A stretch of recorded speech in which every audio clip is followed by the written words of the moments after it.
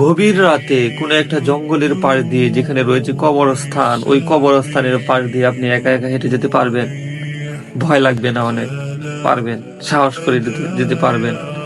অনেক মানুষ হয়তো যেতে পারবে না, হয়তো আপনিও যেতে পারবেন না, অনেক ভয় পাবেন।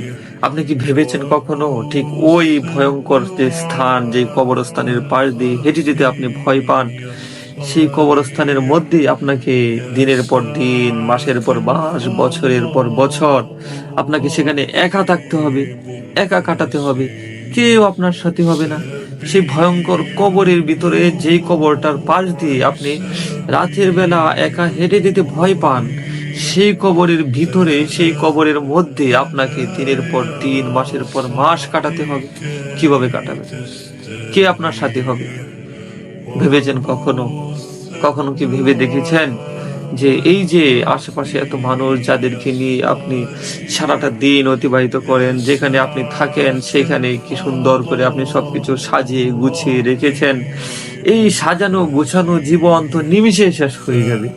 যখন শেষ হয়ে যাবে, শেষ হয়ে যাওয়ার পর আপনাকে যেখানে রাখা হবে, ওই যে কবর, ওই যে অন্ধকার ঘর, যে ঘরটার পাশ দিয়ে হেঁটে যেতে আপনি ভয় পেতেন, যেই ঘরটার মধ্যে কোনো কিছু থাকবে না, শুধুমাত্র মাটি আর মাটি, ওইখানে কিভাবে থাকবেন? ভেবেছেন কখনো? ভাবা কি উচিত নয়? আল্লাহ পাক রব্বুল আলামিন পবিত্র কালামে পাকের মধ্যে বলে দিয়েছেন যে সেই দিন, এমন একটা দিন আসবে যেদিন সমস্ত মানুষদের মাথা নত হয়ে থাকবে।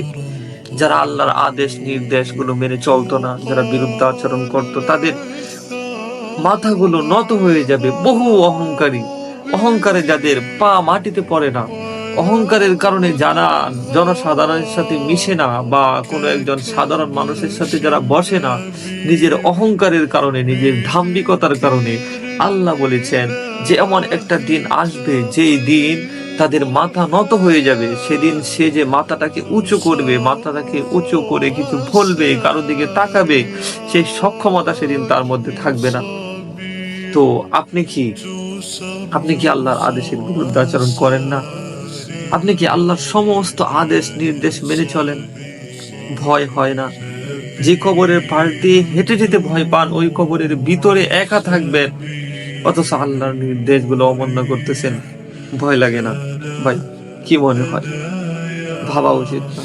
ভাবেন না? একটু নীরব সময়ে, একটু নিস্তব্ধতার সহিত একা বসে একটু ভাবেন, এই যে দুনিয়াতে আছেন অসংখ্য মানুষের সাথে, একদিন আনুষ্ঠানিকভাবে সবাই আপনাকে বিদায় জানিয়ে চলে আসবে। তখন কি হবে? কি হবে সেদিন? এই ভয়ঙ্কর পরিস্থিতিটাকে কিভাবে সামাল দিবেন? একটু ভাবুন না? বসুন, একটু ভাবুন।